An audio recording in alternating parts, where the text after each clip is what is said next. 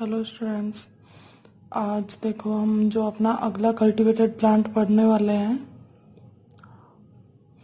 उसमें हम देखेंगे गन्ना।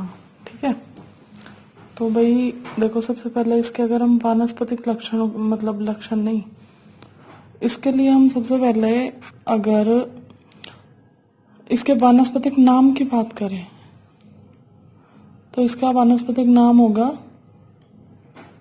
Saccharum officinarum. ठीक है, इसका कुल होगा पोएसी। भाई ये जो है, ये इसके कुल का नाम जो है ये काफी इम्पोर्टेंट है, क्योंकि क्या है कि इसको देख के किसी को भी लगता नहीं है कि ये पोएसी में होगा, पर ये है।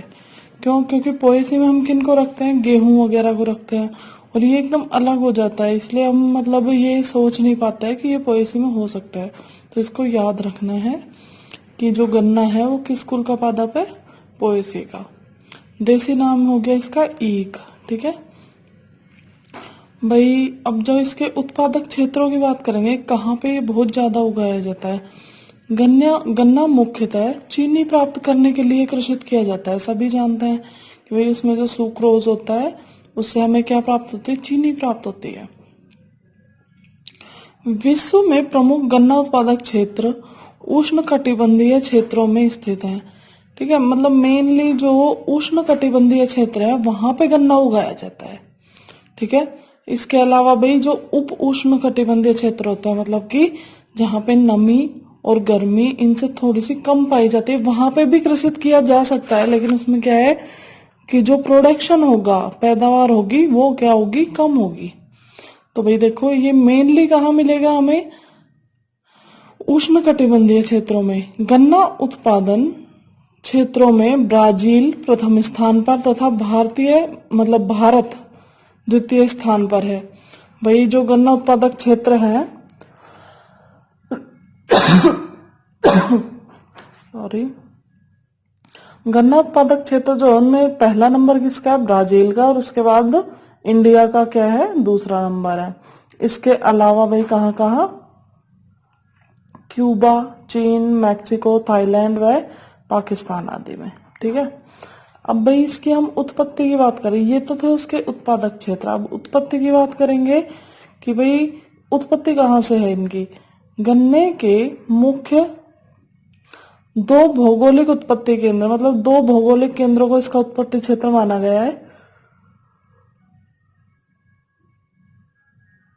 और वो दो भौगोलिक केंद्र कौन से हैं, एक तो है न्यू गिनिया, ठीक है, वह उत्तरी भारत। ये दो जो भौगोलिक क्षेत्र है इनको उत्पादक क्षेत्र, उत्पत्ति केंद्र माना गया है। ठीक है, उत्तरी भारत में गन्ने से चीनी प्राप्त करने की परंपरा है, यही दो क्षेत्र है। ठीक है, भारतीय ग्रंथ अथर्ववेद में भी तथा इसके अलावा भाई जो हमारा एक मानव धर्मशास्त्र है उसमें भी इसके प्रमाण उपलब्ध हैं कि भाई इन क्षेत्रों से ही सबसे पहले गन्ना प्राप्त किया गया होगा। ठीक है, इसके प्रमाण कहाँ मिलते हैं, हमारे अथर्ववेद वगैरह में देखने को मिलते हैं। लगभग 100 बीसी पूर्व भारत से गन्ना चीन में कृषित किया जाने लगा। मतलब कि लगभग 100 बीसी पूर्व जो भारत है वहां से जो ये प्लांट है ये कहाँ कृषित किया जाने लगा, चीन में। यूरोपीय देशों में 7वीं शताब्दी में पहुंचा। ठीक है, बहुत ज्यादा कुछ समझाने वाली बात नहीं है, उत्पत्ति है इसकी भाई याद ही करनी पड़ेगी। आगे देखो इसके हम क्या देखेंगे, वानस्पतिक लक्षण देखेंगे कि भाई इसके प्लांट में क्या क्या वानस्पतिक लक्षण देखने को मिलेंगे।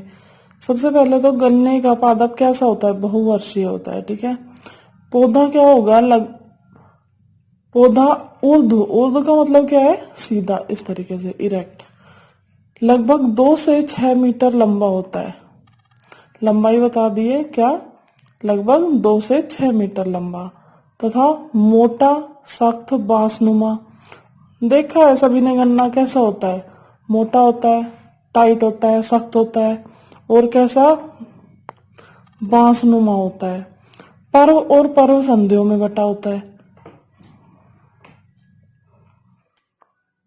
पर्व 3 से 5 सेंटीमीटर व्यास के, मतलब कि इनका जो मोटाई है वो कितनी होगी, 3 से 5 सेंटीमीटर तथा 15 से 22 सेंटीमीटर लंबे होते हैं। ठीक है, सिंपल बात है। ये पर्व सुक्रोज संचयित करते हैं। भाई इनका जो, मान लो हम चित्र में इस तरीके से देखते हैं, ये बीच में क्या है, एक पर्व संधि है, ये पर्व है और ये पर्व है। मतलब ये हिस्सा जो होता है ना, ये तो होता है पर्व, और दो पर्वों के बीच में कौन सा स्थान हो गया, पर्व संधि।